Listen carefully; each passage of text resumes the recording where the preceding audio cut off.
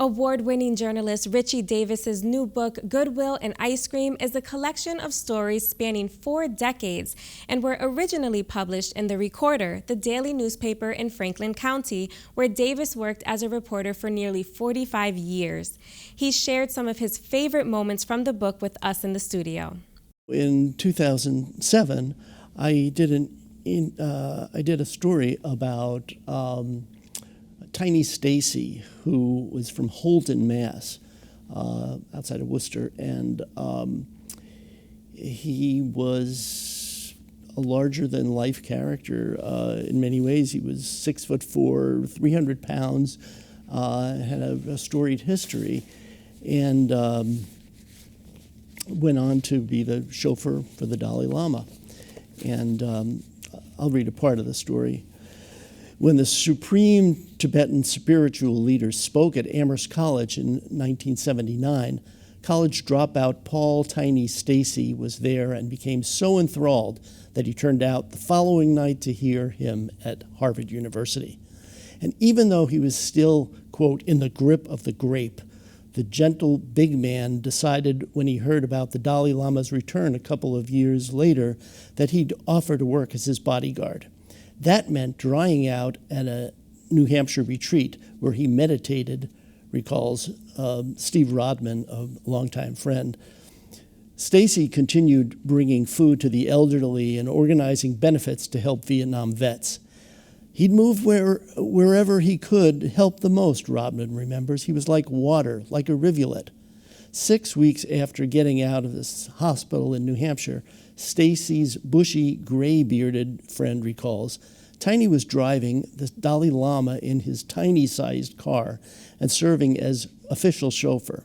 Both men, strikingly similar as humble, compassionate, and light-hearted human beings, hit it off like brothers separated at birth.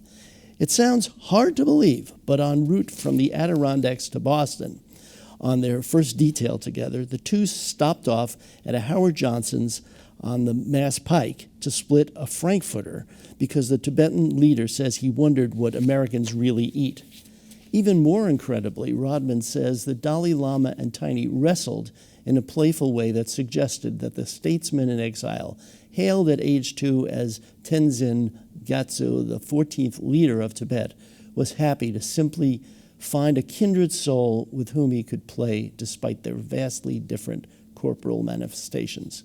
At the same time, Rodman says of Stacy, his love and respect for the Dalai Lama was as big as Tiny was, and meeting the spiritual leader helped him find what he had been searching for in life. I'll read a second story. This one is from the title story here, which I call the Tour de Crème in the book.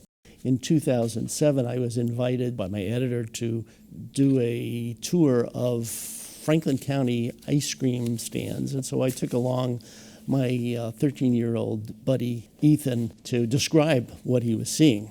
2-day tour, 17 ice cream stands.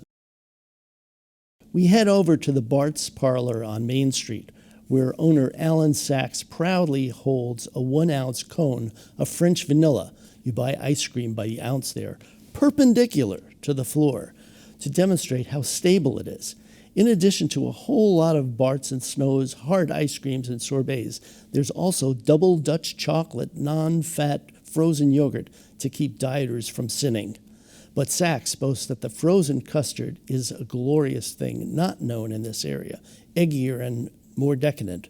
"Ooh, that's a breed of its own," wails Ethan. "I could never get enough of that. My tongue keeps hoping it'll be finding more." He cleanses his young palate with water as we drive to Friendly's. There, a request for a watermelon roll cone, a seasonal concoction I remember as having chocolate chip seeds and a lemon lime rind, is met with a blank stare from the young takeout window attendant. So instead, we settle for a cup of watermelon sherbet. "That's very refreshing," remarks Ethan. "It reminds me of a late-night club in uptown Manhattan." I do a double take, reminding myself that this is a 13-year-old kid from the wilds of bucolic Montague. He adds, "It's very light and happy, and it pops in your mouth, and it's the color of bright, hot pink markers you'd find in a classroom." At Richardson's Candy Kitchen in Deerfield, which scoops out 9 flavors of Harold's ice cream, we choose a cup of malted vanilla, and Ethan is beside himself. "It's splendid," he raves. "It tastes like you're eating malted milk balls. That's so complex with flavors piled on top of each other. The ice cream tastes like it's flowing in your mouth.